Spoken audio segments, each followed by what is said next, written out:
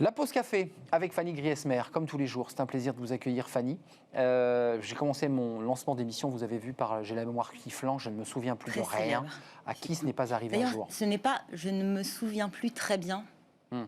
Ah, écoutez, à vérifier. Si on est dans l'émission de Nagui, on change un peu de registre et il ne faut pas se... Voilà, ne me faites pas chanter, on connaît la chanson.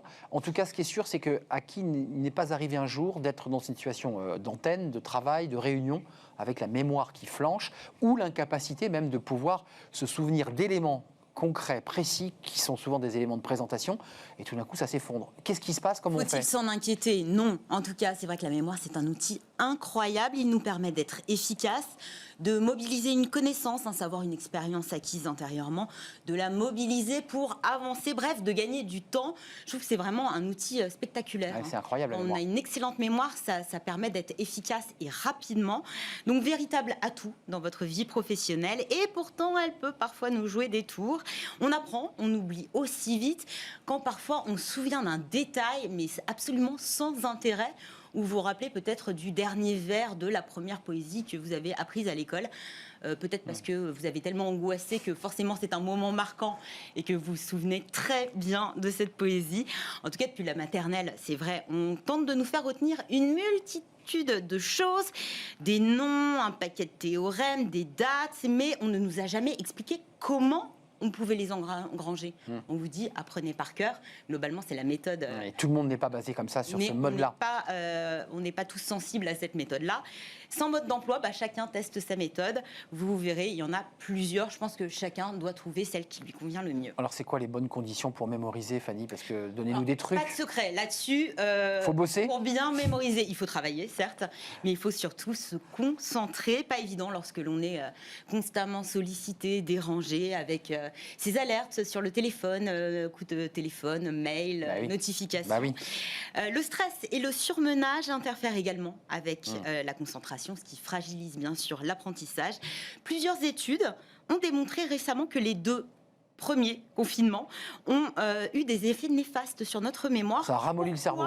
Parce que le manque d'interaction sociale a fortement impacté notre mémoire.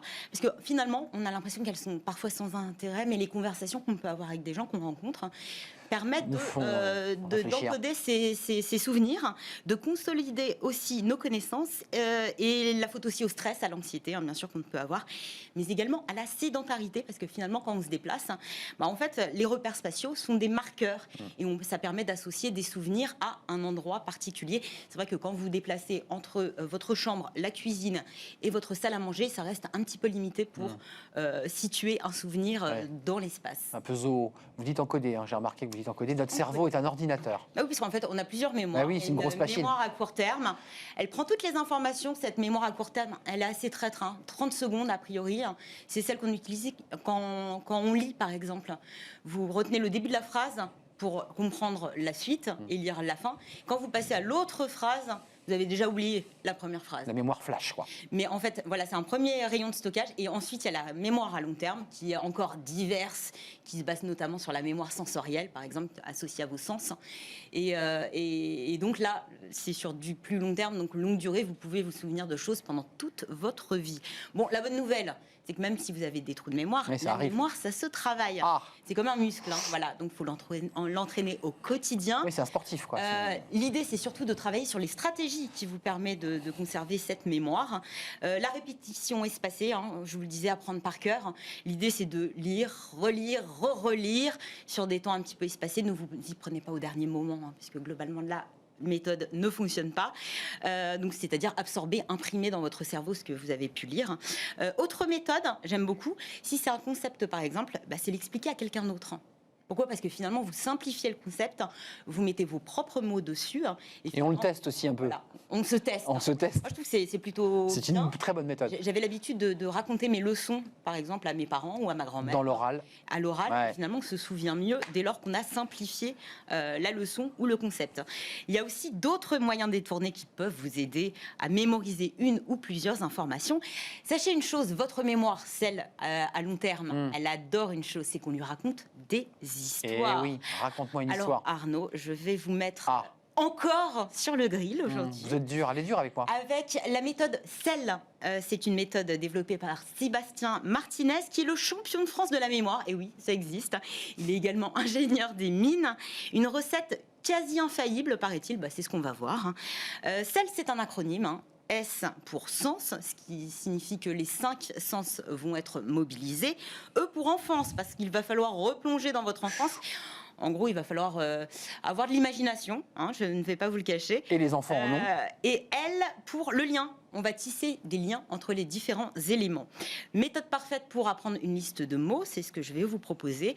Ça va vous permettre d'encoder les mots dans votre mémoire. Attention. Parce qu'en fait, vous allez vous créer des images mentales grâce à l'histoire que vous allez créer. Et finalement, ce sera beaucoup plus facile à remobiliser quand vous en aurez besoin. Vous faites monter la pression. Voici la liste de mots que je vous propose, c'est pas une blague. Arnaud. D'accord. On va les voir s'afficher à l'écran. Premier mot, tendance, au pluriel. Le second mot, Bitcoin. Le troisième mot, start-up. Ensuite, expresso. Et le dernier, fraude. Donc vous allez utiliser ces 5 mots pour vous raconter une petite histoire. D'accord. Donc tendance, Bitcoin, Start-up, expresso et fraude. Donc c'est tendance Bitcoin, on est d'accord, Oui. Parce que j'étais un journaliste tendance, j'avais acheté quelques Bitcoins et j'ai à ce moment-là décidé tout simplement de créer ma start-up avec ces Bitcoins, puisque j'avais dégagé beaucoup d'argent, et en sirotant un expresso, j'ai commis une erreur. J'ai évadé beaucoup d'argent de ma start-up et j'ai commis une fraude. Parfait. Belle imagination. Alors sachez que c'est un exercice très ancien en réalité. J'étais sous qui pression. Remonte à l'Antiquité, non, c'est ça? À l'Antiquité, exactement. Et en fait, ça permettait de travailler l'art de la rhétorique. Et d'ailleurs, sans dévoiler le programme de demain, on va parler rhétorique. On verra peut-être si cet exercice est excellent pour discourir. Enfin, je ne suis pas sûre que ça améliore la qualité du discours. En tout cas, ça vous donne énormément de... Ça fait travailler l'imagination. Vous avez bien raison de nous parler de ce livre. On en parlera demain dans le livre de Smart Job. Exactement. Autre méthode, dessiner. Parce que finalement, plusieurs études montrent qu'on retient mieux des mots qu'on aurait dessinés. Pourquoi? Parce que ça fait intervenir plusieurs formes de mémoire, spatiale, visuelle, verbale, motrice. Plus simple, j'aime beaucoup, dormir et rêver. Parce qu'en dormant, finalement, vous avez votre mémoire en fait qui évacue les choses qui sont absolument pas importantes, et qui consolide le plus important. Selon des dernières recherches, si vous apprenez 200 mots d'un texte le matin, il ne vous en reste à peu près plus que la moitié le soir même. Si vous lisez ce même texte le soir, vous vous souviendrez de 160 mots le lendemain. Donc un taux de rétention qui est beaucoup plus important si vous lisez un texte le soir. Donc je vous conseille, avant d'aller vous coucher, de lire vos petits slides pour votre présentation. Ça rentre dans le cerveau. À défaut, peut-être d'utiliser la méthode SEL. Est-ce que là, tout de suite, peut-être plus à vérifier demain, mais est-ce que vous vous souvenez des 5 mots? Oui, on avait tendance Bitcoin, Startup, expresso et fraude. Formidable. Ouais, je travaille ma mémoire assez régulièrement. On essaiera demain. Elle essaie de me piéger. Moi, j'ai retenu le mot aptonie dans votre chronique précédente. Aptonyme, qui était un mot que je ne connaissais pas et que vous nous avez fait découvrir. C'était passionnant. Et en plus, ce lien du sel est un peu psychanalytique, parce que ce que l'on dit peut être aussi révélateur de notre psyché à travers l'histoire. La mémoire forme la personnalité. Absolument. C'est un lien, évidemment, avec notre inconscient. Merci, Fanny. Merci de nous avoir éclairé. N'oubliez pas, travailler le soir, réviser, pas le nez devant Instagram ou le smartphone avant de dormir. C'est les distractions. Je pense que la concentration est clé, en réalité. Merci pour cette petite pause café. On fait justement une courte pause et on va se retrouver juste après pour un grand entretien. C'est le Cercle RH avec Denis Maillard. Il est philosophe, il est à la tête d'un cabinet de conseil et il nous parle bien de ces invisibles. Vous savez, ces salariés qui sont en 2e, 3e, 4e ligne, dont on ne parle jamais mais qui sont essentiels à notre économie. C'est grâce à eux que l'on mange une glace, que l'on peut avoir un livre très rapidement. Vous voyez de qui je veux parler et il nous en parle. Il sera avec nous dans quelques instants. On fait une courte pause, on se retrouve juste après.